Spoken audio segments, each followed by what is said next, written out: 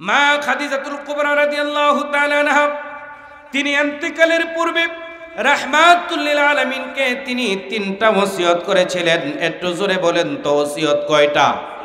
আরো জোরে বলেন কয়টা? তিনটা ওসিয়ত করলেন। ওসিয়ত হলো, ইয়া রাসূলুল্লাহ, ইয়া হাবিবাল্লাহ, আমার যখন ইন্তেকাল হয়ে যাবে, মরজে মউত যখন হয়ে যাবে গো নবী, আপনি আপনার গায়ের জুব্বা দিয়া, আপনার রুমাল দিয়া অথবা পাগড়ি দিয়া, আপনার ব্যবহৃত কাপড় দিয়া আপনি আমার কাফনের ব্যবস্থাটা করে দিবেন। 2 নাম্বার ওসিয়ত, ইয়া রাসূলুল্লাহ, আমার ইন্তেকালের পরে নবী গো ওই কবরের মধ্যে আপনি আপনার নিজ হাতে কবরের মধ্যে আমাকে শোয়া দিবেন। 3 নাম্বার ওসিয়ত, ইয়া রাসূলুল্লাহ, ওই কবরের মধ্যে মুনকার নাকির ফেরেশতার প্রশ্ন হয়তো আমি দিতে পারবো না, যতক্ষণ পর্যন্ত আমি মুনকার নাকির ফেরেশতার প্রশ্নের জবাব দিতে না পারবো ততক্ষণ পর্যন্ত আপনি কবর ছেড়ে যাবেন না।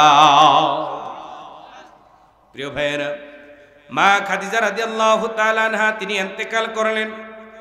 নবীজি ওয়াদা মতো তার শরীরের ব্যবহৃত জামা দিয়ে তিনি কাফনের ব্যবস্থা করে দিলেন। নবীজি নিজেই কবরের মধ্যে নেমে তারপরে তাকে কবরের মধ্যে শোয়া দিলেন। আল্লাহ পাকের হাবিব এবার কবরের উপরে যখন চলে আসলেন, তাকে মাটি দেওয়া হলো। মাটি দেওয়া হয়ে যাওয়ার পরে সবাই চলে যায়, কিন্তু নবীজি যায় না। আবু বকর, ওমর, উসমান, আলী রাদিয়াল্লাহু তাআলা আনহুমা তারা সকলেই বলতেছেন, ইয়া রাসূলুল্লাহ, চলেন এখন নবীজিকে কবরটা ছেড়ে চলেন, আমরা চলে যাই। নবীজি বলতেছেন ভাই, নবীজি বলতেছেন ওমর, উসমান, আলী, তোমরা যাও, আমার এখনো দায়িত্ব বাকি আছে, আমার দায়িত্ব এখনো শেষ হয় নাই।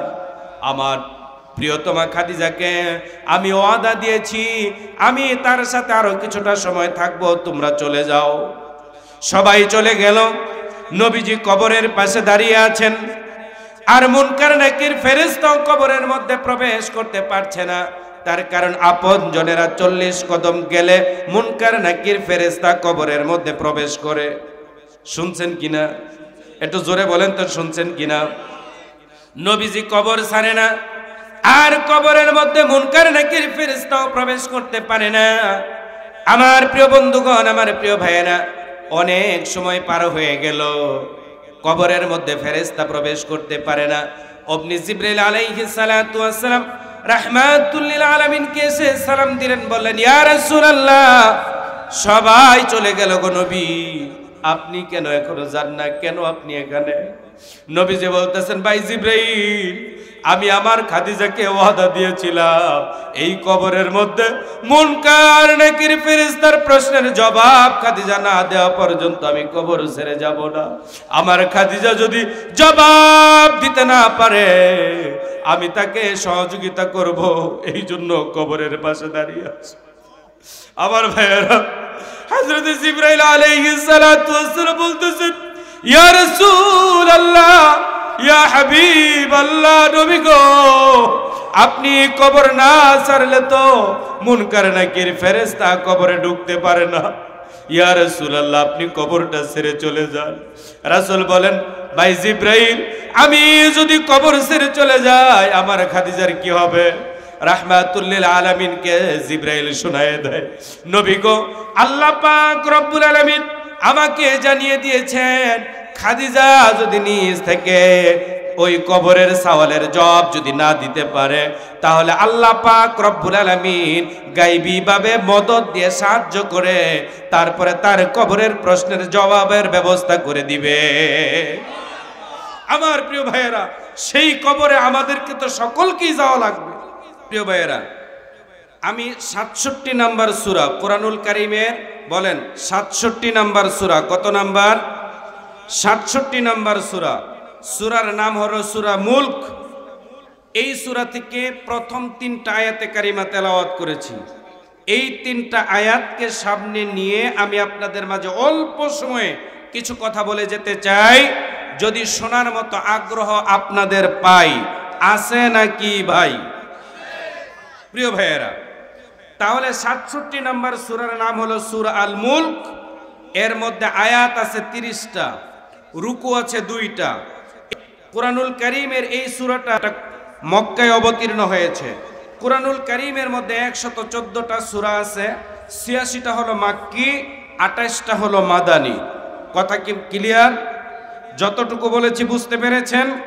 এবার আসেন এই সূরার ফজিলত সম্পর্কে রাহমাতুল লিল আলামিন তিনি তার সুবিখ্যাত হাদিস গ্রন্থগুলোর মধ্যে বলেছেন। সুনানে আহমদে এসেছে, হযরত আবু হুরায়রা রাদিয়াল্লাহু তাআলা আনহু তিনি বর্ণনা করেন, কুরআনুল কারীমের মধ্যে 30টি আয়াত বিশিষ্ট একটা সূরা আছে, তার পাঠকের জন্য আল্লাহ পাকের কাছে সুপারিশ করতে থাকবে সে পর্যন্ত, যে পর্যন্ত না আল্লাহ পাক রব্বুল আলামিন তাকে ক্ষমা করে দিবেন।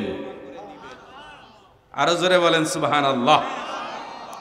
তিরমিজি শরীফের মধ্যে এসেছে, হযরত আনাস রাদিয়াল্লাহু তাআলা আনহু তিনি বর্ণনা করেছেন যে একটা সূরা আছে যা পাঠকের পক্ষ হতে আল্লাহ তাআলার সাথে ঝগড়া ও তর্ক বিতর্ক করবে ততক্ষণ পর্যন্ত যতক্ষণ পর্যন্ত তাকে ক্ষমা করে জান্নাতে প্রবেশ না করাবে। আরো জোরে বলেন না। 3 নম্বর আরেকটা হাদিস আপনাদেরকে শোনাই দেই। রাসূল করিম সাল্লাল্লাহু আলাইহি ওয়াসাল্লাম বলেছেন, যারা প্রতি রাত্রে এশারের নামাজের পর ঘুমানোর পূর্বে পড়বে তার কবরের আযাবকে আল্লাহ তাআলা মাফ করে দিবেন। নবীজি এমন কোন রাত্র ছিল না এই সূরাটা অবতীর্ণ হওয়ার পরে তিনি না পড়ে ঘুমাতেন। তার মানে প্রতিদিন তিনি এই সূরাটা তেলাওয়াত করে তারপরে ঘুমাতেন। সুবহানাল্লাহ বলেন। প্রিয় ভাইয়েরা, এখন আপনারা অনেকে বলবেন যে রুহুল আমিন নাঈম, সূরা তো আমাদের মুখস্থ নাই। মুখস্থ করার জন্য আপনাদেরকে একটা ফর্মুলা শিখাই দিই। আয়াত হলো মাত্র 30টা। কয়টা? একটু জোরে বলেন কয়টা? 30টা আয়াত। আপনি প্রতিদিন একটা করে আয়াত, এক আয়াত 1 লাইন, সোয়া লাইন, তার বেশি না, ছোট ছোট আয়াত। আপনি একটা করে আয়াত যদি প্রতিদিন 24 ঘন্টায় আপনি যদি 20, 25, 30 বার পড়তে পারেন মুখস্থ হয়ে যাবে ইনশাআল্লাহ। তাহলে প্রতিদিন আপনি একটা করে আয়াত যদি মুখস্থ করেন 30 দিনে, আবার সামনে রমজান মাস আসতেছে, ওই সময় তো কোরআন শরীফ এমনিতেই পড়েন না, তখন যদি একটা করে 30 দিনে 30টা আয়াত মুখস্থ করে নেন, এই সূরাটা আপনার কলবের মধ্যে, সিনার মধ্যে বসে যাবে। আপনি রাত্রিবেলা ঘুমানোর আগে শুয়ে শুয়ে পড়তে পড়তে ঘুমাই যেতে পারবেন। আল্লাহ তাআলা যেন সবাইকে মুখস্থ করার তৌফিক দান করেন, বলেন আমিন। সম্মানিত মুসল্লিয়ান ইকরাম, প্রিয় ভাইয়েরা, তারপরে আরো একটা হাদিস আপনাদেরকে শোনাই দেই। যেই ব্যক্তি এই সূরাটা যেই রাত্রিতে আপনি পড়বেন, ওই রাত্রটা আপনার জন্য আল্লাহ তাআলা বরকতময় করে দিবেন। আরেকটা হাদিসের মধ্যে এসেছে যে এই সূরাটা অন্য সূরার তুলনায় আল্লাহ তাআলা 70 গুণ বেশি সওয়াব দিবেন। প্রিয় ভাইয়েরা, তাহলে রাসূল বলেন, আমি চাই আমার প্রত্যেকটা উম্মতের অন্তরে যাতে এই সূরাটা গেঁথে থাক, মুখস্থ থাক, তেলাওয়াত করুক। সুবহানাল্লাহ বলেন। তাহলে এরকম একটা সূরা থেকে আমি আপনাদের সামনে আলোচনা করতে চাচ্ছি, আপনারা শুনতে রাজি আছেন না নাই? প্রিয় ভাইয়েরা, এই মাসটার নাম হলো রজব মাস। কি মাস? একটু জোরে বলেন, কি মাস? রজব মাস। রজব মাস আসলে আমাদের পেয়ারা নবী সাল্লাল্লাহু আলাইহি ওয়াসাল্লাম তিনি একটা দোয়া করতেন, আল্লাহুম্মা বারিক লানা ফি রজব ওয়া শাবান ওয়া বাল্লিগনা রমাদান। আয় আল্লাহ তাআলা, রজব শাবানে বরকত দিয়া রমজান পর্যন্ত হায়াতের বরকত দিয়া পৌঁছায়া দাও। বলেন না আমিন? আরো জোরে বলেন না আমিন? রমজানের প্রস্তুতি আমাদেরকে এখন থেকেই নেওয়ার জন্য আল্লাহ তাআলা তৌফিক দান করেন। বলেন আমিন। বিভিন্ন মসজিদে তো প্রস্তুতি নেওয়া শুরু হয়ে গেছে। রমজানের হাফেজ ইন্টারভিউ নেওয়া হচ্ছে, রাখা হচ্ছে, বাছাই করা হচ্ছে কিনা? প্রস্তুতি শুরু হয়ে গেছে। এই জন্য আমাদেরও প্রস্তুতি নেওয়া দরকার, আছে না নাই? আরো জোরে বলেন তো, আছে না নাই? একদিন মাটির ভেতরে হবে ঘরে মন আমার, কেন বান্দ দালান ঘর রে মন আমার, কেন বান্দ দালান ঘর। প্রাণ পাখি উড়ে যাবে পিঞ্জির ছিঁড়ে, ধর দমে সবই রবে তুমি যাবে চলে, ঠিক কিনা বলেন? বন্ধু বান্ধব যত, মাতা পিতা দ্বারা শত, সকলে হবে তোমার পরে। মন আমার কেন বান্ধ দালান ঘর, রে মন আমার কেন বান্ধ দালান ঘর। মারহাবা কইতেন না? মাঝে মাঝে সঙ্গীতের এরকম দুই একটা টান হবে না, বাদ দিব? হইলে একটু ঘুম থেকে হয়তো কথা বলেন না, নাইলে তো একদম চুপসে যাবেন। আমার প্রিয় ভাইয়েরা, তাহলে আসুন সূরা আল মুলক। মুলক অর্থ হলো ক্ষমতা, কি জোরে বলেন? রাজত্ব, পাওয়ার, বলেন পাওয়ার, রাজত্ব, কর্তৃত্ব, সবকিছুর মালিক কে? আরো জোরে বলতে হবে কে? আল্লাহ তাআলা বলেন তাবারাকাল্লাযী বিয়াদিহিল মুলক। আল্লাহ তাআলা বলেন কতই না মহান সেই মহান পূর্ণময় সত্তা, যার হাতে রয়েছে আসমান এবং জমিনের যাবতীয় কর্তৃত্ব, যাবতীয় পাওয়ার, যাবতীয় ক্ষমতা যার হাতে। তার নামটা কি? তার নাম হচ্ছে রব্বুল আলামিন। একটু জোরে বলেন ঠিক কিনা? আমার প্রিয় ভাইয়েরা, আল্লাহ পাকের এত ক্ষমতা, এত পাওয়ার, এত কর্তৃত্ব, এত রাজত্ব। এই পৃথিবীর মধ্যে প্রায় 800 কোটি মানুষ আছে। সমস্ত মানুষগুলো মিলে, সকল ধর্মের, সকল বর্ণের মানুষেরা মিলে যদি আল্লাহ পাকের বিরুদ্ধে বিদ্রোহ করে, তাহলে আল্লাহকে কি তার ক্ষমতা থেকে কেউ নামাইতে পারবে? জোরে বলেন। সব দল, সকল শ্রেণীর মানুষ একসাথে জোট বাঁধলো, তারপরে আল্লাহর বিরুদ্ধে নেমে গেল, মিছিল, মিটিং, পিকেটিং, এটা সেটা, জ্বালাইতে পাওয়ারফুল, ক্ষমতাবান, কর্তৃত্ববান আল্লাহ পাকের চাইতে বড় আর কেউ, বলেন কেউ নাই। আমার প্রিয় বন্ধুগণ, এই পৃথিবীর সমস্ত চেয়ারগুলো হলো অস্থায়ী, একটা চেয়ার হলো স্থায়ী। সব চেয়ার, বলেন কিছুক্ষণ আগে এই চেয়ারে আমি বসা ছিলাম, এটা যখন সরাই দিছি, এই যে এই হুজুর বসছে দেখছেন নি, আমি আবার এই চেয়ারে বসেছি, হয়তো ঘন্টা খানেক পরে এই চেয়ার থেকে যখন আমি উঠে যাব, তখন এই চেয়ারটা আমার কি স্থায়ী না অস্থায়ী? এরকম ভাবে এই পৃথিবীর মধ্যে যত চেয়ার আছে, সমস্ত চেয়ার হলো অস্থায়ী, একটা চেয়ার হলো স্থায়ী। আল্লাহ তাআলা বলেন ওয়াসিআ কুরসিয়ুহুস সামাওয়াতি ওয়াল আরদ। আল্লাহ তাআলা বলে দিলেন এই পৃথিবীর মধ্যে, আসমান আর জমিনের মধ্যে একটা চেয়ার হলো স্থায়ী, আর সেই চেয়ারটা কার? জোরে বলেন কার? সেই চেয়ারটা কার? আল্লাহ। সেই আল্লাহর সাথে যারা পাল্লা দেয়, আল্লাহ কি তাকে কল্লা রাখবো? জোরে বলেন রাখবো? রাখবে না, রাখে নাই। আল্লাহ তাআলা ধরে, একটু রয়ে সয়ে ধরে, দেখ একটু ছাড় দেয়, দেখি তওবানি করে ফিরা নিয়ে আসে, তওবানি করে ফিরা নিয়ে আসে। কথা বলেন না কেন? এই কথাগুলো যদি বলতে যাই তাহলে আমার আগে বসা দরকার ছিল।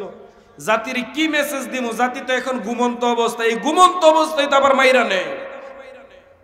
কথা বুঝেন না মনে হয়? এই ঘুমন্ত অবস্থায় মাইরা নিছে না? এই কথা আমি কিভাবে বলি রে ভাই, সময় তো আমার হাতে নাই। তারপরও যতটুকু পারি বলে যেতে চাই। শুনতে রাজি আছেন ভাই? আমার প্রিয় বন্ধুগণ, আমার প্রিয় ভাইয়েরা, তাহলে আল্লাহ তাআলা বলেন ওয়াসিআ কুরসিয়ুহুস সামাওয়াতি ওয়াল আরদ।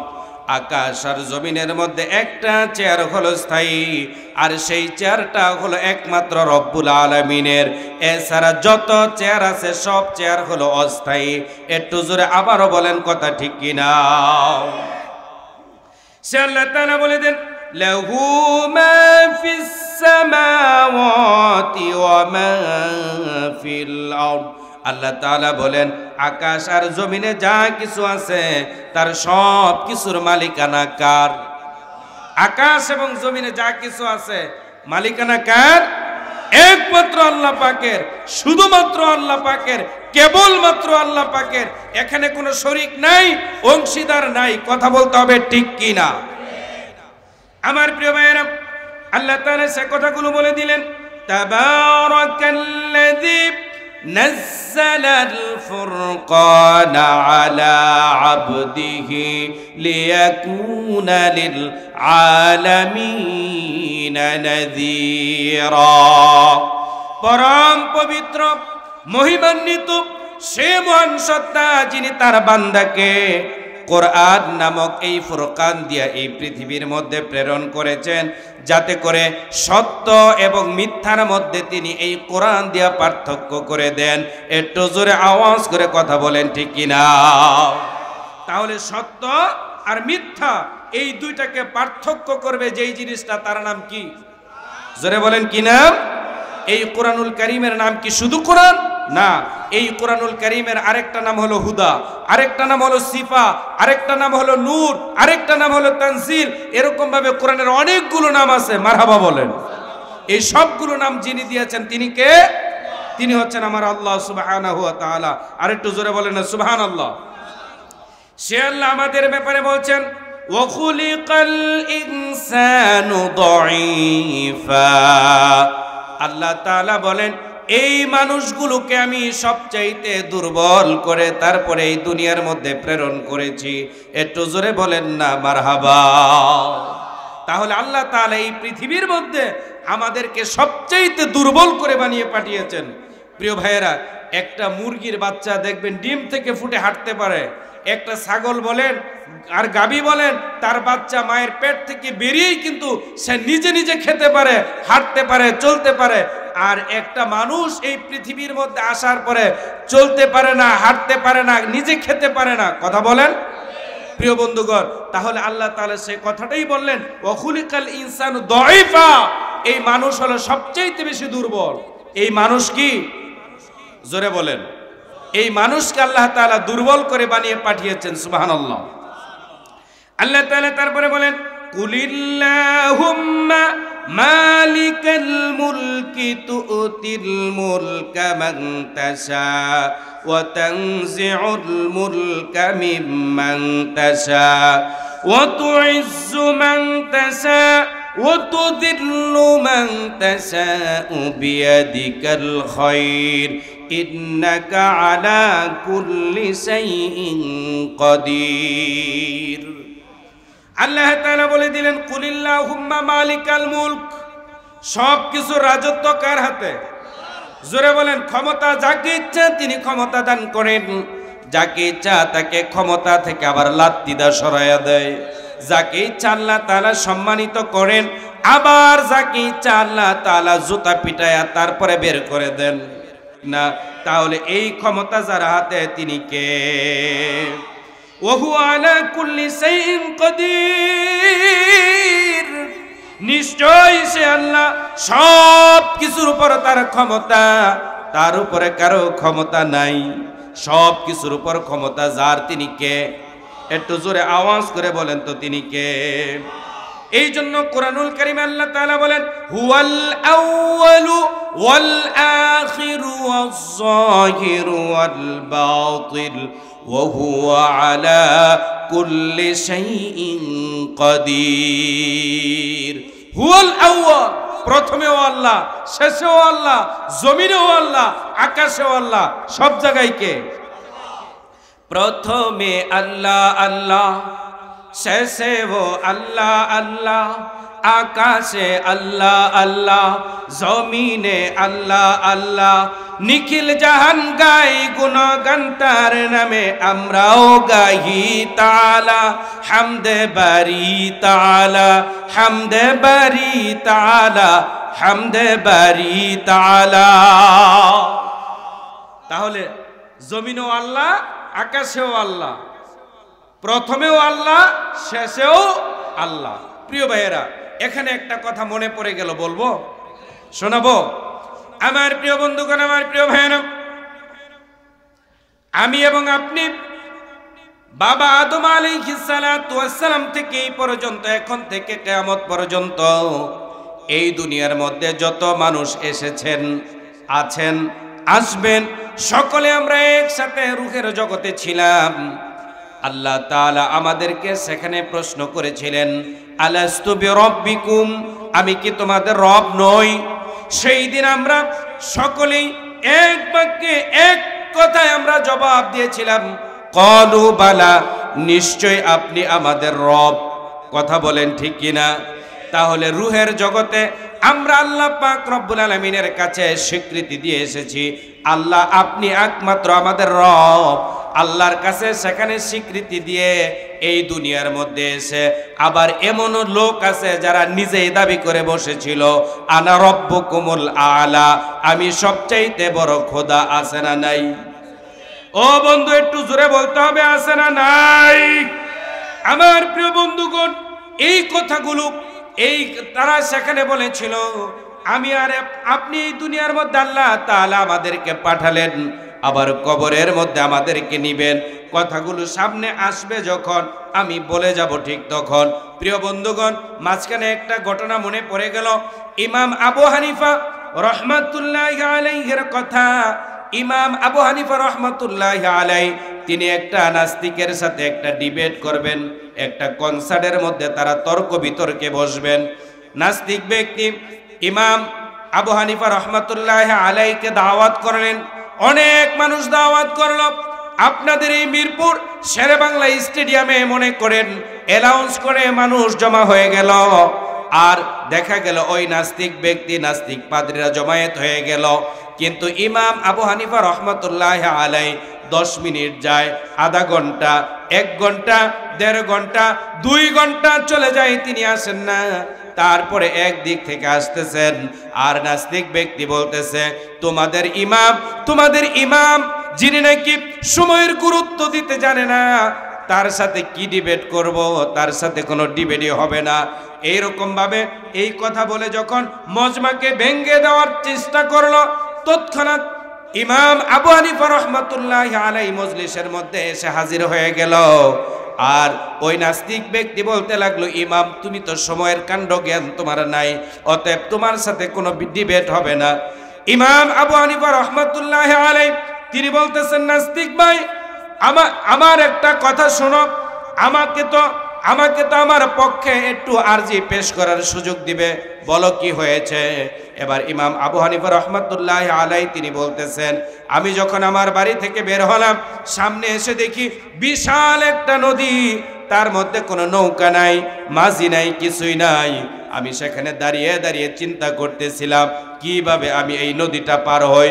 অমনি দেখি কোথা থেকে যেন একটা বিচি এসে মাটির মধ্যে পড়লো। মাটির মধ্যে এটা সাথে সাথে গাছ হয়ে গেল। গাছ হয়ে তারপর এটা আবার দেখলাম একটা কোথা থেকে করাত আসলো। করাত এসে এটাকে তক্তা বানালো। তারপরে লোহা আসলো, হাতুড়া আসলো। নিজে নিজে লোহা পিটায়া, হাতুড়া পিটায়া তারপরে নৌকা তৈরি হয়ে গেল। আমি তার মধ্যে উঠে বসলাম, এই জন্য 2 ঘন্টা দেরি হয়েছে। তারপরে আমি ওই নৌকা বসার পরে নৌকা দেখি আমাকে সাঁ করে ওপার থেকে এপারে নিয়ে এসেছে, এই জন্য আমার দেরি হয়েছে। নাস্তিক ব্যক্তি বলতে লাগলো, ইমাম রে, ও ইমাম, তুমি যেই কথাটা বললে তার কোনো ভিত্তি আছে নাকি? এমনি এমনি কি গাছের চারা হয়? এমনি এমনি কি গাছ মাটিতে পড়ে যায়, তারপরে তক্তা হয়, আবার হাতুড়ি আছে, লোহা, এরকম ভাবে পিটায় নৌকা হয় নাকি? ইমাম আবু হানিফা রহমাতুল্লাহি আলাইহি তিনি বলতেছেন, নাস্তিক ভাই, আমি তো এইটাই চাইছিলাম তুমি এই কথাটা বলো যে এমনি এমনি হয় না। তাহলে বিশাল আকাশ আর জমিন, চন্দ্র সূর্য, তোমাকে আমাকে এই বিশাল মানুষগুলোকে যিনি বানালেন তিনি তো একজন আছেন, আছে না নাই? একটু জোরে বলেন, আছে না নাই? এবার নাস্তিক ব্যক্তির দিমাগ খুলে গেল, মাথা খুলে গেল, সে সেজদার মধ্যে লুটায় পড়লো। আর ইমাম আবু হানিফা রহমাতুল্লাহি আলাইহির হাতের মধ্যে হাত দিয়া তারপরে তওবা করে কালিমা পড়ে নিল, আশহাদু আল্লা ইলাহা ইল্লাল্লাহু ওয়া আশহাদু আন্না মুহাম্মাদান আবদুহু ওয়া রাসূলুহু। থাকবেন না যাবেন? আরো থাকবেন না যাবেন? আমার প্রিয় ভাইয়েরা, তারপরে আছেন আল্লাহ তাআলা বলেন, আল্লাযী খালাকাল মাউতা ওয়াল হায়াতা লিয়াবলুয়াকুম আইয়ুকুম আহসানু আমালা ওয়া হুয়াল আজিজুল গফুর। আল্লাহ তাআলা বলেন আল্লাযী খালাকাল মাউতা ওয়াল হায়াতা, প্রত্যেকটা ব্যক্তির প্রত্যেকটা প্রাণীর যিনি হায়াত দিয়েছেন তিনি কে? হায়াতের মালিক কে? মৌতের মালিক কে? তাহলে হায়াত এবং মৌতের মালিক হচ্ছেন একমাত্র আল্লাহ। এই ব্যাপারে কি কারো সন্দেহ আছে? আল্লাহ তাআলা বলেন কাইফা তাকফুরুনা বিল্লাহি ওয়া কুনতুম আমওয়াতান فأحياكم ثم يميتكم ثم يحييكم ثم إليه ترجعون। আল্লাহু আকবার। আল্লাহ তাআলা বলেন হে মানুষ, কি করে তোমরা অস্বীকার করো? তোমরা ছিলে মৃত, সেখান থেকে আমি আল্লাহ তাআলা তোমাদেরকে প্রাণ দান করলাম, আবার এই প্রাণ আমি আল্লাহ তাআলা তোমাদের কাছ থেকে নিয়ে যাব, আবার আমি আল্লাহ তোমাদেরকে প্রাণ ফিরাইয়া দিব। বিশ্বাস হয় কি হয় না?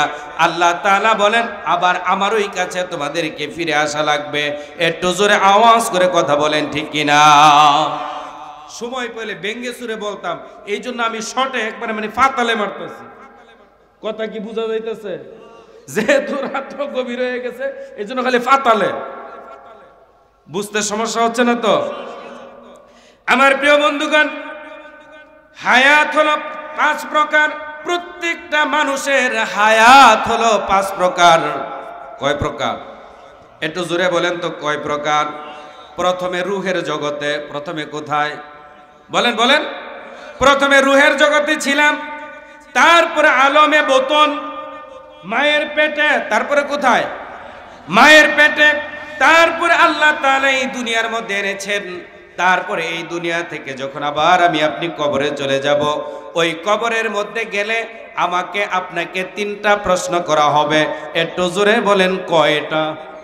আরো জোরে বলেন কয়টা? আমাকে আপনাকে কবরের মধ্যে 3টা প্রশ্ন করা হবে বন্ধু। ও বন্ধু, একটু ভালো করে কথাগুলো বুঝে নেন, যাতে করে সমস্যায় পড়তে না হয়। ভালো করে কান খুলে বুঝেন। প্রশ্ন করা হবে কয়টা? 3টা প্রশ্নই কিন্তু রাজনৈতিক প্রশ্ন। 3টা প্রশ্ন, এক কথা বলেন, রাজনৈতিক প্রশ্ন। 3টা প্রশ্ন রাজনৈতিক প্রশ্ন। আমার প্রিয় বন্ধুগণ, কবরের মধ্যে যে আল্লাহ তাআলা প্রশ্ন করবেন, এগুলো কি জীবিত মানুষ রে না মরা মানুষ রে? কথা কয় না, কথা বলেন। কবরে যে প্রশ্ন করবেন, জীবিত মানুষ না মরা মানুষ? আমরা তো মরাটারাই খেয়েছি, কিন্তু আল্লাহ তাআলার ফেরেশতারা যখন প্রশ্ন করবে তখন কি সে জীবিত না মৃত? তাহলে কবরের মধ্যে একটা যেহেতু রূহ পাবো, তাহলে সেখানেও একটা কি আছে? প্রাণ আছে। সুবহানাল্লাহ কয় না রে? তারপরে আবার আরো একটা আছে, সেটা হলো কি? আলমে আখিরাত। এই যে আল্লাহ তাআলা জান্নাত দিবেন, জাহান্নাম দিবেন, জান্নাতের শাস্তি, জান্নাতের নিয়ামত আর জাহান্নামের শাস্তি। আপনার যদি ভিতরে রূহ নাওই থাকে, আপনি যদি জীবিত নাওই থাকেন, তাহলে এটা এই শাস্তি পাইবেন কি করে? আর এই নিয়ামত আপনি উপভোগ করবেন কিভাবে? কথা কি বোঝা গেল? কথা কি বোঝা যায়? প্রিয় ভাইয়ের, এবার শুনেন, যতটুকু পারি ততটুকুই বলবো। আমার প্রিয় বন্ধুগণ, আমার প্রিয় ভাইয়েরা, এবার শুনেন, কবরের মধ্যে 3টা প্রশ্ন করা হবে। 3টা প্রশ্নই কিন্তু রাজনৈতিক প্রশ্ন। এটা হেদিকে নাও, এটা লাগবো না। 3টা প্রশ্ন কি প্রশ্ন? একটু জোরে বলেন। 3টা প্রশ্ন করা হবে। 3টা প্রশ্ন রাজনৈতিক। কিভাবে? কবরের মধ্যে যখন আমাকে আপনাকে রাখা হবে, রাসূল বলেন ফায়াতিহি মালাকান, ওই কবরের মধ্যে 2টা ফেরেশতা প্রবেশ করবে। ফেরেশতার প্রথম কাজ হলো ফায়ুজলিসানিহি, আমাকে আপনাকে আপনজনেরা কবরের মধ্যে শোয়া রেখে এসেছিল। ফেরেশতাদের প্রথম কাজ হলো ফায়ুজলিসানিহি, আমাকে আপনাকে কবরের মধ্যে বসাবে। কবরের মধ্যে কি করবে? কবরের মধ্যে কি করবে? একটু জোরে বলেন। যারা বুঝতে পারছেন তারা বলেন, কবরের মধ্যে কি করবে? বসাবে। তবে এই দুনিয়ার মধ্যে যারা চেয়ারের গরমে, চেয়ারের পাওয়ারে তারে ধরছে, তারে মারছে, হেরে ফাঁসাইছে, আর যারা করছে তাকে ছাইরা দিছে তাকে একটা চেয়ার দেওয়া হবে। কি বলেন? আমরা সবাই মিলে কইলাম যে আল্লাহ দেখ, এই দুনিয়ার মধ্যে চেয়ারের গরমে অনেক টাংফাং করছে, তার একটা চেয়ার দিয়ে দেন, অন্তত প্লাস্টিকের চেয়ার হই দেন। দিব? এই মুফতি সাহেব হুজুরে দিব, আমারে দিব, এই যে এই ভাই দেন কত সুন্দর চেয়ারের মধ্যে বইছে, ওনারে দিব? দিব দিব দিব দিব না, না এখন না, এই না। আমার প্রিয় বন্ধুগণ, তাহলে বুঝেন, কবরের মধ্যে আবার প্রশ্ন করা হবে, ফায়াকুলান লাহু মা রাব্বুক, ও আল্লাহর বান্দা বলো তো দেখি তোমার রবকে। কি প্রশ্ন করা হবে? একটু জোরে বলেন তো, কি প্রশ্ন করা হবে? কবরের মধ্যে প্রশ্ন করা হবে, ফায়াকুলান লাহু মা রাব্বুক, ও আল্লাহর বান্দা বলো তো তুমি কার আইন মানতা? তুমি জোরে কোন, কি তুমি কার আইন? যদি এই কোরআনের আইন মেনে থাকেন জবাব দিতে পারবেন রব্বি আল্লাহ। কথা কি বুঝা গেল? আপনাকে প্রশ্ন করছি কি, ফায়াকুলান লাহু মা রাব্বুক, ও আল্লাহর গোলাম বলো তোমার রবকে। তার মানে তুমি কার আইন মানছো? তুমি কি Mao Zedong, Lenin, Hegel, Darwin, Bangabandhu, Ziaur Rahman, doctor Kamal, তুমি কার আইন মানছো? কথা কি বুঝা গেল? প্রশ্ন করা হবে কি, তুমি কার আইন মানছো? আপনি যদি এই কোরআনের আইন মেনে থাকেন তাহলে আপনি সেই দিন বলতে পারবেন রব্বি আল্লাহ। আর সারা জীবন কোরআনের বিরোধিতা করেছেন, কোরআনের আইনের কথা যারাই বলেছে তাদের বিরুদ্ধে আপনারা বিভিন্ন অপপ্রচার চালিয়েছেন। আপনাকে যদি কবরে প্রশ্ন করা হয়, ফায়াকুলান লাহু মা রাব্বুক, ও আল্লাহর বান্দা বলো তোমার রবকে, তুমি কার আইন মানছো? সেই দিন কি জবান দিয়া রব্বি আল্লাহ বের হবে? কথা বলতে হবে, বের হবে? হবে না। কথা কি পরিষ্কার? তাহলে আইন মানতে হবে কার? একটু জোরে বলেন, আইন মানতে হবে কার? 2 নাম্বার প্রশ্ন করা হবে, 2 নাম্বার প্রশ্ন করা হবে, ওমা দিনু, ও আল্লাহর বান্দা তুমি, তোমার দলের নাম কি? তুমি কোন দলের লোক? ওমা দিনু, দিন মানে হলো ইসলাম। দিন মানে কি? ইন্নাদ দীনা ইনদাল্লাহিল ইসলাম, দিন মানে হলো ইসলাম, দিন মানে হলো কোরআন। হুয়াল্লাযী আরসালা রাসূলাহু বিল হুদা ওয়া দীনিল হাক্কি লিইয়ুযহিরাহু আলাদ দীনি কুল্লি। আল্লাহ তাআলা বলবেন, ও আল্লাহর গোলাম, ও আল্লাহ পাক রব্বুল আলামিন বলে দিলেন, ও আল্লাহর গোলাম এই কোরআনুল কারীমের আইনকে জমিনের মধ্যে সমস্ত মতাদর্শের উপরে তুমি বিজয়ী করে দাও। কার কথা? তাহলে দিন অর্থ হলো কোরআন, দিন অর্থ হলো ইসলাম, দিন অর্থ হলো কমপ্লিট জীবন ব্যবস্থা। কোরআনুল কারীম আল্লাহ তাআলা বলেন, আল-ইয়াউমা আকমালতু লাকুম দীনাকুম ওয়া আতমামতু আলাইকুম নি'মাতি ওয়া রাদিতু লাকুমুল ইসলাম দীনা। আল্লাহু আকবার। আল্লাহ তাআলার মাধ্যমে বুঝাইতে চাইলেন, আমি তো ফাতালে শুরু করছি, ফাতালেই কমু, বুঝতে সমস্যা হইব। আল্লাহ তাআলা বললেন, আল্লাহ পাক রব্বুল আলামিন তার হাবিবকে বললেন, হাবিব আমার পক্ষ থেকে যত নিয়ামত আছিল সব দিয়া দিলাম। সব কি দিয়া দিছি, কিন্তু দল হিসাবে আমি আল্লাহ তাআলা একটা দলকে নিবন্ধন দিছি। সেই দলের নাম হলো, বলেন বলেন বলেন, সেই দলের নাম হলো ইসলাম। এর দ্বারা বোঝা গেল এই পৃথিবীতে হাজারো লক্ষ দল থাকতে পারে, আল্লাহর কাছে তাদের নিবন্ধন নাই। আল্লাহর কাছে নিবন্ধন পাবে তারা, ইসলামী দল যারা। একটু জোরে আওয়াজ করে কথা বলেন, ঠিক কিনা আপনারা? প্রিয় বন্ধুগণ, এই দিন মানে হলো কিয়ামত। দিন অর্থ কি? কুরআনুল কারীম আল্লাহ তাআলা বলেন, মালিকি ইয়াউমিদ্দিন, মালিকি ইয়াউমিদ্দিন। তাহলে কবরের মধ্যে প্রশ্ন করা হবে, ওমা দিনু, ও আল্লাহর বান্দা তুমি কোন দলের লোক? তুমি কোন দলের? কোন দলের?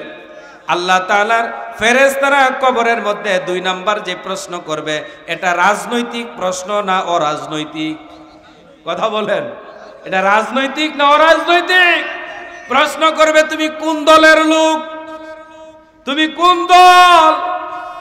সেই দিন যদি বলেন আল্লাহ আমি তো ওয়ার্কার্স পার্টি করতাম, আমি তো জাসদ করতাম, আমি তো তালফুরি, জৈনপুরি, বেলপুরি, হাকিমপুরি ওই সমস্ত দল করতাম, সার পাইবেন? কথা কি বোঝা যায়? আমার প্রিয় বন্ধুগণ, এই জন্য দল করা লাগবে ওইটা যেই দলের নেতা নিজে নামাজি, কর্মীরা নামাজের খবর লয়, মাসে 150 ওয়াক্ত নামাজ লেখা লেখা রিপোর্ট নেয়, 2-4-5 ওয়াক্ত যদি ছুইটা যায় জামাত, কেন ছুটলো কৈফিয়ত চায়। কথা বলেন ঠিক কিনা? দল তো ওই দলের কথা আল্লাহ বলে, আল্লাহ তো সেই দলের কথা বলছেন যেই দলের লোকেরা প্রতিদিন অর্থসহ কুরআনুল কারীমের আয়াত তেলাওয়াত করে, হাদিস অধ্যয়ন করে, ইসলামী সাহিত্য পড়ে। একটু জোরে আওয়াজ করে কথা বলেন ঠিক কিনা? আমার প্রিয় বন্ধুগণ, ওই দলের কথা বলে না যেই দলের নেতাও না বেনামাজি, কর্মীও বেনামাজি, নেতাও দুর্নীতিবাজ, কর্মীদেরকেও বানায় দুর্নীতিবাজ। একটু জোরে আওয়াজ করে কথা বলেন ঠিক কিনা? এই জন্য আল্লাহ পাকের ফেরেশতারা প্রশ্ন করবে, ও আল্লাহর বান্দা বলো তুমি কোন দলের লোক? কি প্রশ্ন করবে? তুমি কোন দলের লোক? 3 নাম্বার প্রশ্ন করবে, 3 নাম্বার প্রশ্ন করবে মান হাযার রাজুল, অথবা ওমান নাবিয়ুকা, আল্লাহ পাকের হাবিবকে দেখানো হবে অথবা হাবিবের আকৃতি সামনে আনা হবে, এনে তারপরে বলবে ওমান নাবিয়ুকা, তোমার নবী অর্থ নেতা, নবী অর্থ মেসেঞ্জার, নবী অর্থ সাংবাদিক। সুবহানাল্লাহ কয় না? তাহলে নবী অর্থ যদি হয় নেতা, নবী অর্থ যদি হয় মেসেঞ্জার, নবী অর্থ যদি হয় সাংবাদিক, তাহলে আল্লাহ তাআলার ফেরেশতারা প্রশ্ন করবে, ও আল্লাহর বান্দা বলো তোমার নেতা কে? এখন বলেন এটা রাজনৈতিক প্রশ্ন না অরাজনৈতিক? কথা বলেন, কথা বলেন। তাহলে 3টা প্রশ্নই কিন্তু কবরের মধ্যে রাজনৈতিক প্রশ্ন। 1 নাম্বার প্রশ্ন হলো, ও আল্লাহর বান্দা বলো তুমি কার আইন মানতা? 2 নাম্বার প্রশ্ন করা হবে, ও আল্লাহর বান্দা বলো তুমি কোন দলের লোক? 3 নাম্বার প্রশ্ন করা হবে, ও আল্লাহর বান্দা বলো তো তোমার নেতাকে? বন্ধুগণ, আমরা তো এই পৃথিবীর মধ্যে কত নেতার নামে স্লোগান দেয়, অমুক দলের চরিত্র, অমুক নেতার চরিত্র ফুলের মতো পবিত্র, নামাজ পড়ে না কক্ত, শরীরের মধ্যে আছে নমরুদ, ফেরাউন আর আবু জাহেলের রক্ত। এই ধরনের নেতা আমাদের সমাজে আছে না নাই? কথা কোন সময় কমুরে ভাই দিছে তো 12টায়। হ্যাঁ আমার প্রিয় ভাইয়েরা, আমার প্রিয় বন্ধুগণ, তারপরেও কিছু কথা বিভিন্ন জায়গা থেকে থক্কা, বুঝেন না, এখান থেকে ওখান থেকে একটু একটু মেসেজ দিয়ে যায়। মহিলাদের ব্যাপারেও 15 মিনিট 10 মিনিট কথা বলবো। মহিলারা আছে না?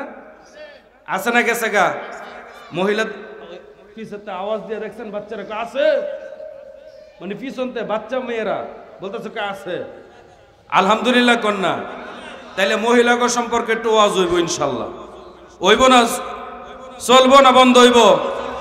এ কাকু কই যান? জাহান্নামের আলোচনা করেন তখন আপনাকে এত বেশি কাঁদতে দেখি না, যত বেশি এই কবরের কাছে এসে আপনি কাঁদেন। কারণটা কি? হযরত উসমান রাদিয়াল্লাহু তাআলা আনহু তিনি বলেন, আমার সাথীরা, আমার বন্ধুরা শোনো, রাহমাতুল লিল আলামিন তিনি বলেছেন এই কবরটা হলো পরকালীন জীবনের জন্য প্রথম ইমিগ্রেশন কাউন্টার। প্রথম, জোরে বলেন। এটা আমি আমার ভাষায় বললাম এই জন্য, এই কবরটা হলো প্রথম স্টেশন। এখানে যদি কেউ চার্জশিটভুক্ত হয়ে যায় তাহলে মিজানে হাসরে ফুলসেরাতে সব জায়গার মধ্যে সে আসামির খাতার মধ্যে তার নাম থাকবে, কাঠগড়ায় তাকে উঠতে হবে। আর এই কবরের মধ্যে যদি কেউ চার্জশিটভুক্ত থেকে নামটা একেবারে কেটে নিয়ে যেতে পারে তাহলে হাসরে ফুলসেরাত মিজান সব জায়গার মধ্যে সে পার পেয়ে যাবে। এই জন্য এই কবরের ভয়ে আমি কি এই কবরের মধ্যে এসে আসামি হয়ে যাই কিনা, এই জন্য এই কবরের ভয়ে আমার এত কান্না আসে। সুবহানাল্লাহ। আমার প্রিয় বন্ধুগণ, মা খাদিজাতুল কুবরা রাদিয়াল্লাহু তাআলা আনহা তিনি ইন্তেকালের পূর্বে রাহমাতুল লিল আলামিনকে তিনি 3টা ওসিয়ত করেছিলেন। একটু জোরে বলেন তো ওসিয়ত কয়টা? আরো জোরে বলেন কয়টা? 3টা ওসিয়ত করলেন। ওসিয়ত হলো, ইয়া রাসূলুল্লাহ, ইয়া হাবিবাল্লাহ, আমার যখন ইন্তেকাল হয়ে যাবে, মরজে মউত যখন হয়ে যাবে গো নবী, আপনি আপনার গায়ের জুব্বা দিয়া, আপনার রুমাল দিয়া অথবা পাগড়ি দিয়া, আপনার ব্যবহৃত কাপড় দিয়া আপনি আমার কাফনের ব্যবস্থাটা করে দিবেন। 2 নাম্বার ওসিয়ত, ইয়া রাসূলুল্লাহ, আমার ইন্তেকালের পরে নবী গো, ওই কবরের মধ্যে আপনি আপনার নিজ হাতে কবরের মধ্যে আমাকে শোয়া দিবেন। 3 নাম্বার ওসিয়ত, ইয়া রাসূলুল্লাহ, ওই কবরের মধ্যে মুনকার নাকির ফেরেশতার প্রশ্ন হয়তো আমি দিতে পারবো না, যতক্ষণ পর্যন্ত আমি মুনকার নাকির ফেরেশতার প্রশ্নের জবাব দিতে না পারবো, ততক্ষণ পর্যন্ত আপনি কবর ছেড়ে যাবেন না। প্রিয় ভাইয়েরা, মা খাদিজা রাদিয়াল্লাহু তাআলা আনহা তিনি ইন্তেকাল করলেন।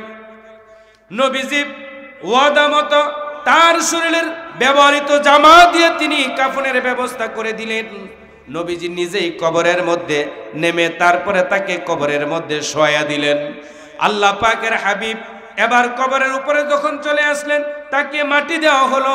মাটি দেওয়া হয়ে যাওয়ার পরে সবাই চলে যায়, কিন্তু নবীজি যায় না। আবু বকর, ওমর, উসমান, আলী রাদিয়াল্লাহু তাআলা আনহুমা তারা সকলেই বলতেছেন, ইয়া রাসূলুল্লাহ, চলেন এখন নবীজিকে কবরটা ছেড়ে চলেন, আমরা চলে যাই। নবীজি বলতেছেন ভাই, নবীজি বলতেছেন ওমর, উসমান, আলী, তোমরা যাও, আমার এখনো দায়িত্ব বাকি আছে, আমার দায়িত্ব এখনো শেষ হয় নাই। আমার প্রিয়তমা খাদিজাকে আমি ওয়াদা দিয়েছি, আমি তার সাথে আরো কিছুটা সময় থাকবো, তোমরা চলে যাও। সবাই চলে গেল। নবীজি কবরের পাশে দাঁড়িয়ে আছেন, আর মুনকার নাকির ফেরেশতাও কবরের মধ্যে প্রবেশ করতে পারছে না। তার কারণ আপন জনেরা 40 কদম গেলে মুনকার নাকির ফেরেশতা কবরের মধ্যে প্রবেশ করে। শুনছেন কিনা? একটু জোরে বলেন তো, শুনছেন কিনা? নবীজি কবর ছাড়ে না, আর কবরের মধ্যে মুনকার নাকির ফেরেশতাও প্রবেশ করতে পারে না। আমার প্রিয় বন্ধুগণ, আমার প্রিয় ভাইয়েরা, অনেক সময় পার হয়ে গেল, কবরের মধ্যে ফেরেশতা প্রবেশ করতে পারে না। অগ্নি জিবরাইল আলাইহিস সালাতু ওয়াস সালাম রাহমাতুল লিল আলামিনকে এসে সালাম দিলেন, বললেন, ইয়া রাসূলুল্লাহ, সবাই চলে গেল গো নবী, আপনি কেন এখনো যান না? কেন আপনি এখানে? নবীজি বলতেছেন, ভাই জিবরাইল, আমি আমার খাদিজাকে ওয়াদা দিয়েছিলাম, এই কবরের মধ্যে মুনকার নাকির ফেরেশতার প্রশ্নের জবাব খাদিজা না দেওয়া পর্যন্ত আমি কবর ছেড়ে যাব না। আমার খাদিজা যদি জবাব দিতে না পারে, আমি তাকে সহযোগিতা করব, এই জন্য কবরের পাশে দাঁড়িয়ে আছি। আমার ভাইয়েরা, হযরত জিবরাইল আলাইহিস সালাতু ওয়াস সালাম বলতেছেন, ইয়া রাসূলুল্লাহ, ইয়া হাবিবাল্লাহ, নবী গো, আপনি কবর না ছাড়লে তো মুনকার নাকির ফেরেশতা কবরে ঢুকতে পারে না। ইয়া রাসূলুল্লাহ, আপনি কবরটা ছেড়ে চলে যান। রাসূল বলেন, ভাই জিবরাইল, আমি যদি কবর ছেড়ে চলে যাই, আমার খাদিজার কি হবে?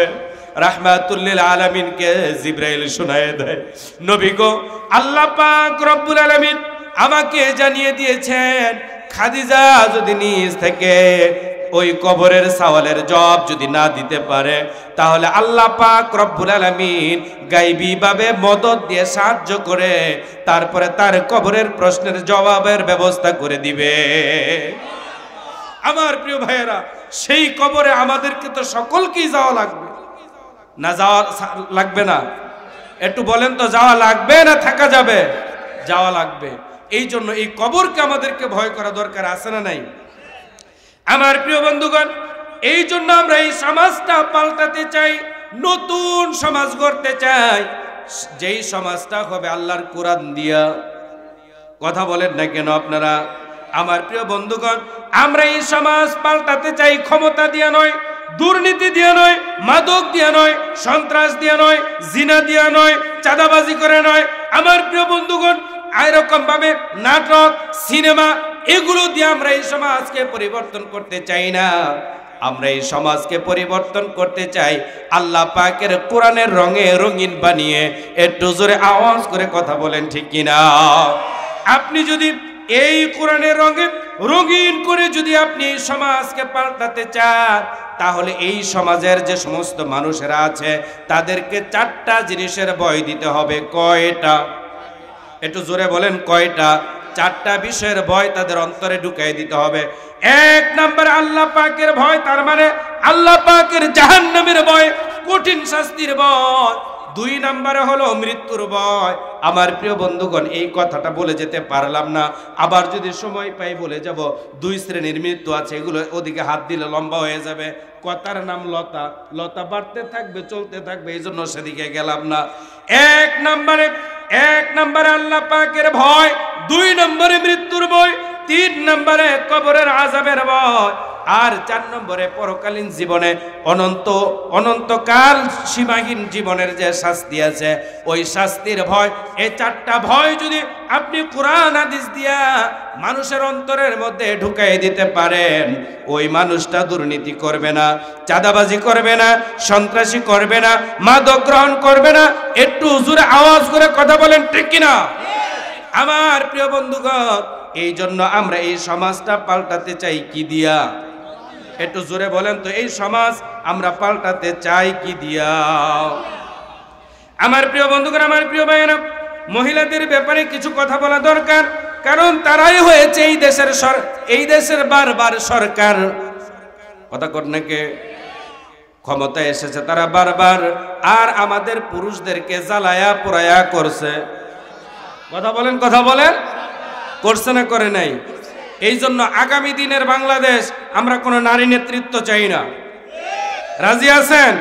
কোনো নারী নেতৃত্ব আমরা চাই না, পুরুষ শাসিত বাংলাদেশ চাই। কথা বলেন, ঠিক কিনা?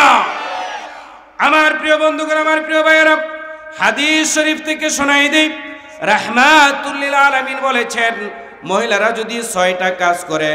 কয়টা? জোরে কোন, আরো জোরে, জোর হয় না তো, জোরসে বলেন। ঘুমাছে কর? মহিলারা যদি 6টা কাজ করে, ওই মহিলা কোনদিন আল্লাহ মহিলারা যদি 6টা কাজ করে, ওই মহিলা কোনদিন আল্লাহ পাকের জান্নাতে যেতে পারবে না। একটু জোরে আওয়াজ করে কথা বলেন, ঠিক কিনা? কয় কাজ? 1 নম্বরে রাহমাতুল লিল আলামিন বলেন, যে সমস্ত মহিলারা তাদের মাথার চুলগুলোকে আউলা করে, বাউলা বেশে, পাগল বেশে, মাথা খুলে, গাড় খুলে, গলা খুলে, পেট খুলে, পিঠ খুলে, হাফ কোয়ার্টার পায়জামা পরে, টাইট ফিটিং পোশাক পরিধান করে আপনাদের এই বাসানটেক মিরপুর এলাকার মার্কেট রাস্তার অলিগলি দিয়া যেই সমস্ত মহিলারা ঘুরবে, রাসূল বলেন এরা হলো দাইয়ুস, এরা জান্নাতের সুঘ্রাণ তাদের নাকের মধ্যে প্রবেশ করবে না। এই ধরনের মহিলা অন্তত আপনাদের এলাকায় খুঁজে পাওয়া যাবে? কথা বলেন, যাবে? যাবে না? কোন যাবে না? যাবে? অথচ আল্লাহ তাআলা বলেন, ওয়াকারনা ফি বুয়ুতিকুন্না ওয়ালা তাবাররাজনা তাবাররুজাল জাহিলিয়াতিল উলা। আমার মা, আমার বোন, এখন হয়তো মহিলারা বলতেছে, নাজমুল ভাই এটা কোন বক্তা আপনি আনলেন? আমার দাওয়াত দিতে গেছে এখান থেকে 3 জন। কয়জন গেছিল? 3 জন। আমি মনে করছিলাম এগুলা বুঝি স্বাস্থ্য ভালো, সুঠাম দেহের অধিকারী, অনেক পয়সা টয়সাওয়ালা, এই জন্য মিরপুর থেকে বাসান থাকতে আমার গাজীপুর যায় দাওয়াত করতো। কথা বুঝেন নাই? তা আমি মনে করছি মনে প্রাইভেট নিয়ে তারপরে আইতাছে, এই জন্য তাকেও আমি সেলিব্রেট করার জন্য একটু আগায় আসছিলাম। গিয়া দিই একটা লাডি বর্দা যায়, আরেকটা দিয়ে সহি দেখে না। কথা কি বুঝাই থাকলাম? পরে হ্যাগো লাগে এত মায়া লাগলো, হেরাজন মাহফিলটা চাইলো, আমি আর না করতে পারলাম না। অথচ আজকের এই ডেটটা অনেক ভিআইপি পার্সনরা আমার কাছে চেয়েছিল, আমি দেই নাই। শুধুমাত্র তাদের প্রতি আমার একটা মায়া জন্মেছে, এই জন্য তাদেরকে এই ডেটটা দিয়েছি। এই জন্য রাত 12টা আলহামদুলিল্লাহ কোন ওই যে একটা ওই যেখানে রয়েছে, এটাও গেছিল আমার লগে দেখা করতে। মার হাবা কন্যা এই 3 জন গেছে আমার লগে দেখা করতে, তারপরে এই দাওয়াতটা দিছিলাম। আমার প্রিয় বন্ধুগণ, রাগ করতেছেন? মহিলারা হয়তো বলতেছে, নাজমুল ভাই এই কোন বক্তা আনলেন, আমাদের পিছনে কেন লাগলো? আমাদের মহিলাদের পিছনে কেন লাগলো? আমার মা, আমার বোন, আমি দেখতে পাচ্ছি আপনি জাহান্নামের দিকে যাচ্ছেন। ও মা, কি করলে পরে আপনি ওই জাহান্নামের কঠিন শাস্তি থেকে আপনি বাঁচবেন, জান্নাতে যেতে পারবেন? সেই মেসেজটা আপনাদেরকে দেওয়ার জন্যই আপনাদের ভাই হাফেজ নাজমুল আমাকে গাজীপুরে গিয়ে তারপরে দাওয়াত করে নিয়ে এসেছে। একটু জোরে আওয়াজ করে কথা বলেন ঠিক কিনা? রাসূল বলেছেন একজন বদকারী নারী 1000 বদকার পুরুষের চাইতে খারাপ। তার দৃষ্টান্ত হলো আমাদের দেশে কিছুদিন পূর্বে একটা মহিলা তার জন্মদিনের অনুষ্ঠানে লঙ্গি ড্যান্স দিয়েছিল। যারা জানেন তারা বলেন তো নামটা কি? দেখছেন স্টেজে বইয়া হুজুর লাগে আর পরে কয় পরিমণি। চিন্তা করছো? আপনার কাছে এই খবর আছে? হায় হায় হায় হায় রে, দুনিয়ার থাকতো না। অথচ আল্লাহ তাআলা বলেন ওয়াকারনা ফি বুয়ুতিকুন্না ওয়ালা তাবাররাজনা তাবাররুজাল জাহিলিয়াতিল উলা। আমার মা, আমার বোন, আপনার সম্পর্কে আল্লাহ বলেন তোমরা জাহিলি যুগের নারীদের মতো আটো সাটো পাতলা পিনপিনে পোশাক পরিধান করে পর পুরুষের সামনে তোমরা গ্যাদারিং করো না, তোমরা তাদের সামনে যাবা না। বলেছেন যিনি তিনি কে? 2 নাম্বার, রাহমাতুল লিল আলামিন বলেন ওই সমস্ত মহিলা কোনোদিনও জান্নাতে যাবে না যারা স্বামীকে অসম্মান করে। স্বামীকে অসম্মান করে এই ধরনের মানুষ হয়তো আমার এর সামনে কেউ নাই। কি আপনাদের মাঝে যে আপনাদেরকে সম্মান করেন এই ধরনের স্ত্রীও আছে? হায় হায় হায় হায়, এই তাফসির মাহফিলে আইছেন তারপরও বুঝা কোন আছে না নাই? আমার ভাইয়েরা কান লাগায় শুনেন, আমার মায়েরা কান লাগায় শুনেন। রাহমাতুল লিল আলামিন আমার তিনি একদিন পাহাড়িয়া এলাকা দিয়ে হেঁটে যাচ্ছিলেন। পাহাড়িয়া এলাকা দিয়ে হেঁটে যাচ্ছিলেন যখন পাহাড়িয়া একটা উট এসে রাহমাতুল লিল আলামিনের পায়ের মধ্যে চুমা দিলেন, সেজদা দিলেন। সাহাবায়ে কেরাম দেখলেন, বললেন ইয়া রাসূলুল্লাহ, ইয়া হাবিবাল্লাহ, পাহাড়িয়া একটা উট নবী আপনার পায়ে চুমা দেয়, সেজদা দেয়। নবী গো, আপনি যদি আমাদেরকে অনুমতি দিতেন আমরাও আপনার পায়ে চুমা দিয়ে সেজদা দিয়ে আপনাকে ধন্য করে দিতাম। আমার রাসূল বলেন ও সাহাবীরা শোনো, আল্লাহ পাক রব্বুল আলামিন এই পৃথিবীর মধ্যে কোনো মানুষকে সেজদা দেওয়ার অনুমতি দেয় নাই।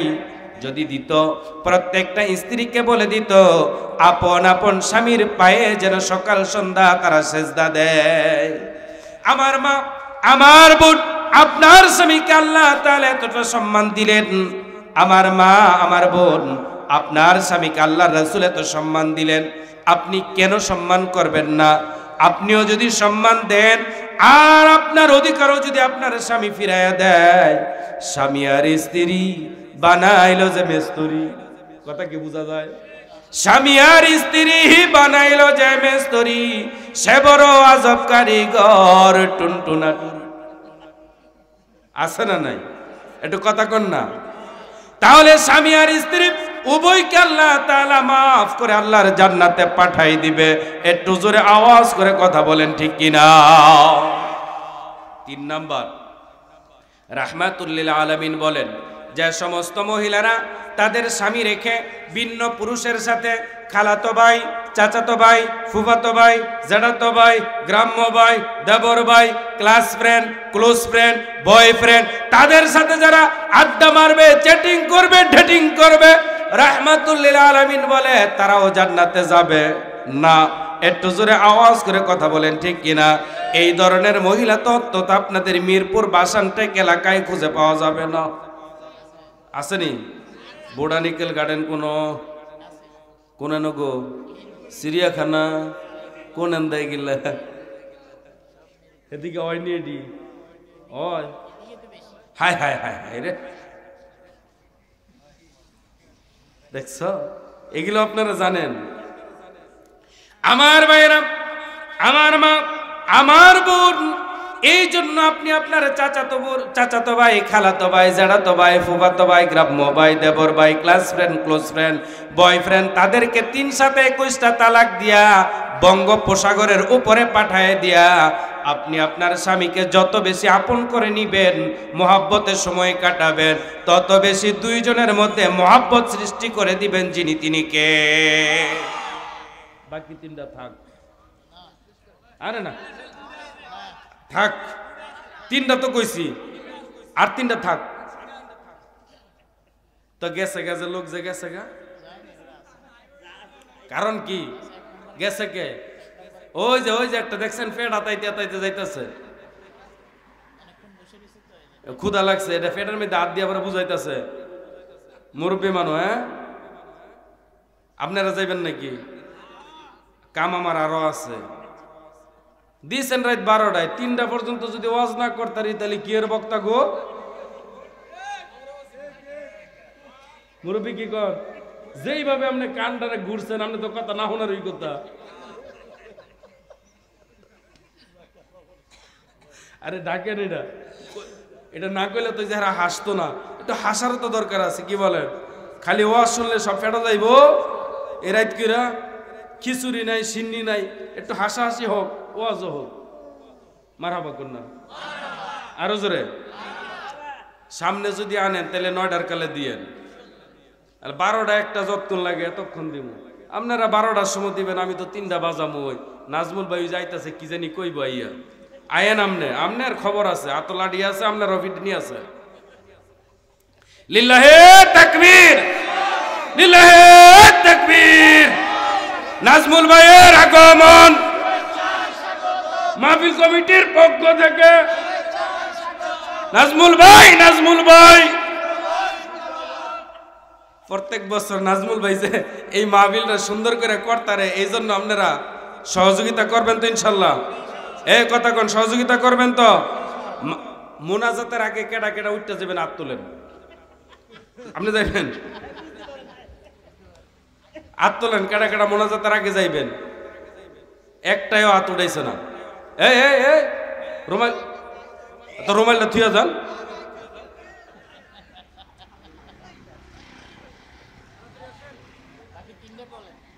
বলবো না রাখবো? সংক্ষিপ্তভাবে বলে দিতে, ঠিক আছে? 4 নাম্বার, রাহমাতুল লিল আলামিন বলেন, কোন নারী অথবা পুরুষ যদি অপবিত্র থেকে পবিত্র হতে দেরি করে, কথা কি বোঝা গেছে? যারা বুঝার বুঝেন, না বুঝার শুনেন। অপবিত্র থেকে পবিত্র হতে যদি দেরি করে, সেও জান্নাতে যাবে না। হাদিসের ভাষায় রাসূল বলেন, আত-তুহুরু শাত্রুল ঈমান, পবিত্রতা হলো ঈমানের। 5 নাম্বার, রাহমাতুল লিল আলামিন বলেন, যে সমস্ত মহিলারা মিথ্যা কথা বলে, গীবত করে, কথায় কথায় কসম কাটে, এই স্বভাবের লোক মনে হয় নাই, আছে না নাই? রাসূল বলেন, আল গীবাতু আসাদ্দু মিনাজ জিনা, গীবত করা, পরচর্চা করা, পরনিন্দা করা ব্যভিচারীর চাইতে খারাপ। 6 নাম্বার, রাহমাতুল লিল আলামিন বলেন, আল্লাহ পাকের হাবিব বলে দিলেন, যে সমস্ত মহিলা অথবা পুরুষ অন্যের সুখ দেখলে পরে হিংসা করে, ইনায়া বিনায়া, পেঁচায়া পোচায়া একজনের সাথে আরেকজনের দূরত্ব সৃষ্টি করে, শত্রুতার সৃষ্টি করে, এই ধরনের লোক সমাজে আছে না নাই? এগুলা ক্যান্সার। এগুলা কি? একটু জোরে করে, এগুলা কি? ক্যান্সার। এই ধরনের লোক আছে না নাই?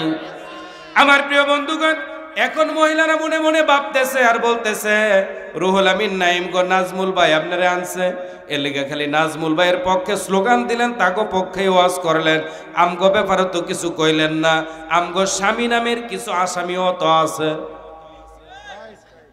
কথা কন নাকি? স্বামী নামের আসামি আছে না নাই? মায়েরা ভালো করে কানটা খুলেন, শুনেন। রাহমাতুল লিল আলামিন বললেন, কোন মহিলা জাহান্নামে যাওয়ার আগে 4 শ্রেণীর পুরুষকে তারা আসামি বানাবে। জোরে বলেন, কয় শ্রেণী? আরো জোরে। সংক্ষিপ্তভাবে বলে দেই। 1 নম্বরে বাবা, যেই বাবা মাথার গাম পায়ে ফেললো, দিনকে রাত বানালো, কলিজার সমস্ত ভালোবাসা নিংড়ে মেয়েটাকে দিল, এই মেয়ে যখন জাহান্নামে যাবে তাকে কোরআন শিখায় নাই, তাওহীদ শিক্ষা দেয় নাই। এই জন্য এমনকি সাবালিকা হয়ে যাওয়ার পরে তার একটা বুরকা সিলাই দেয় নাই। এই জন্য মেয়ে বলবে বাবারে আগে আনো, তার বুকের মধ্যে পা দিয়া তারপরে জাহান্নামে যাম। কথা বলেন না, ঠিক না বেঠিক? 2 নম্বরে, যেই সংসারে বাবা থাকে না ওই সংসারে হাল ধরে কে? ভাই। তাহলে ছোট্টবেলা বাবা মারা গেছে, সংসারের ভার নিজের কাঁধে পড়ছে। এই ভাই এখন হয় মালয়েশিয়া নাই কোনো এক দেশে গেছে, অথবা মিরপুর কোনো একটা ফ্যাক্টরিতে চাকরি করে তারপরে বাড়িতে পাঠায়। ওই টাকা দিয়ে বোন প্রাইমারি হাই স্কুল শেষ করলো, বিশ্ববিদ্যালয়ে ভর্তি হলো, অনেক বড় শিক্ষিতা হলো। বাপ নাই বলে ভাই কিছু বলে না, যা চাই তাই দেয়, কিন্তু তাকে কোরআন শিক্ষা দেওয়া হয় নাই, শিষ্টাচার এরকম ভাবে তাকে ভদ্রতা, নম্রতা, তাওহীদ শিক্ষা দেয় নাই বলে এই ভাইয়ের বিরুদ্ধে বোন মামলা দায়ের করবে। একটু জোরে আওয়াজ করে কথা বলেন ঠিক কিনা? এই মেয়েটাকে যখন বিবাহ দিয়া দিবে, বিবাহ দেওয়ার পরে তার উপর সবচাইতে বেশি দায়িত্ব কার? একটু জোরে বলেন। স্বামীর। যেই স্বামী 22-23-25টা বছর সময় লেগেছে নিজেকে স্বামী হিসাবে করতে, লেখাপড়া করেছে, চাকরি করেছে বা ব্যবসা করে বাড়িঘর ঠিকঠাক মতন করলো, তারপরে দেখা গেল দেড়মোহরের টাকা, জেওয়ার অলঙ্কারের টাকা, মেহমানদারির টাকা এগুলো জোগাড় করে বিবাহ করে এই মেয়েটাকে নিয়ে আসলো। আনার পরে তাকে পর্দায় ইসলামী শরিয়া মোতাবেক চালানোর কথা ছিল, কিন্তু তা না করে সুন্দর করে তাকে এরকম ভাবে বিউটি পার্লারে নিয়ে সাজায়া গুছায়া হুন্ডারের পিছে উঠায়া বোটানিক্যাল গার্ডেন, মিরপুর চিড়িয়াখানা আরো বিভিন্ন জায়গার মধ্যে ঘুরলো।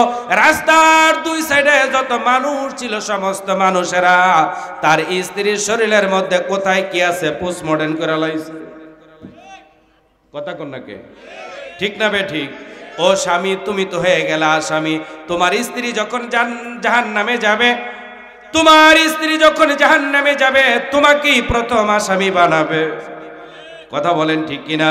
আমার প্রিয় বন্ধুগণ, যেই সংসারে স্বামী থাকে না ওই সংসারের হাল ধরে কে? বলেন বলেন বলেন। ছেলে। কথা বলেন কে? ছেলে। আমার প্রিয় বন্ধুগণ, তাহলে পেটের সন্তানকেও তারা ছাড় দিবে না।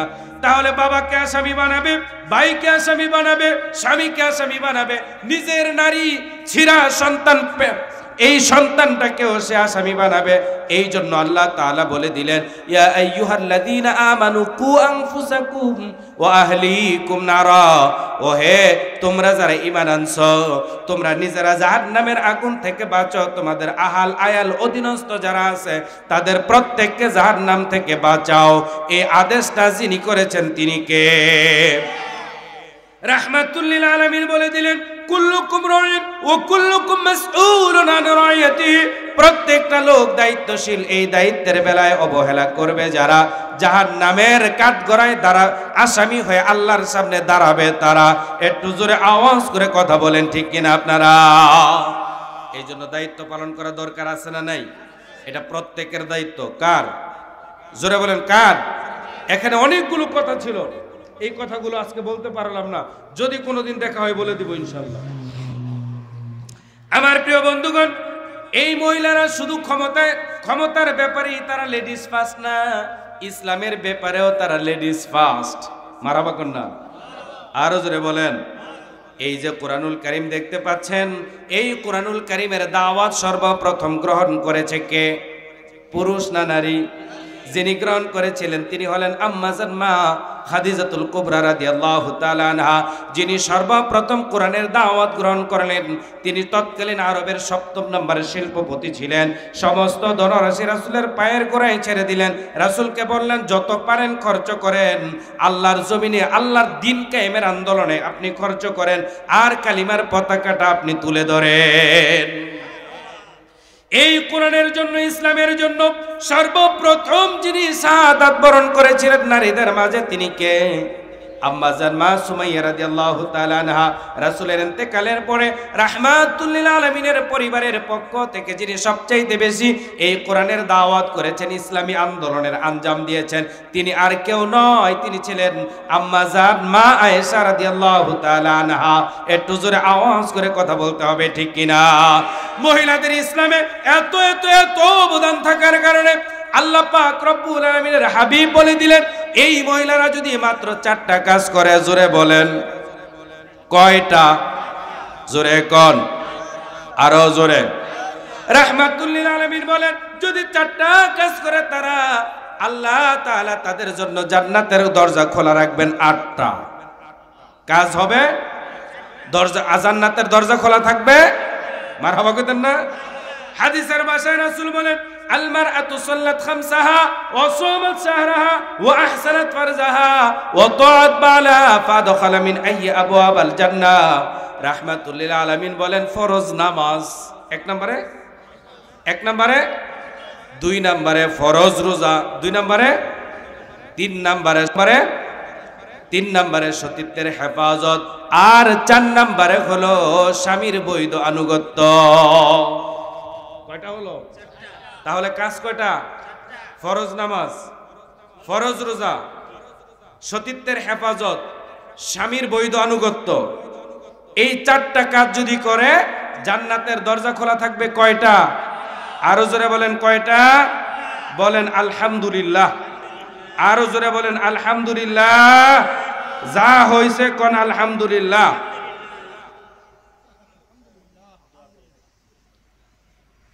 একটু আস্তে ভাই।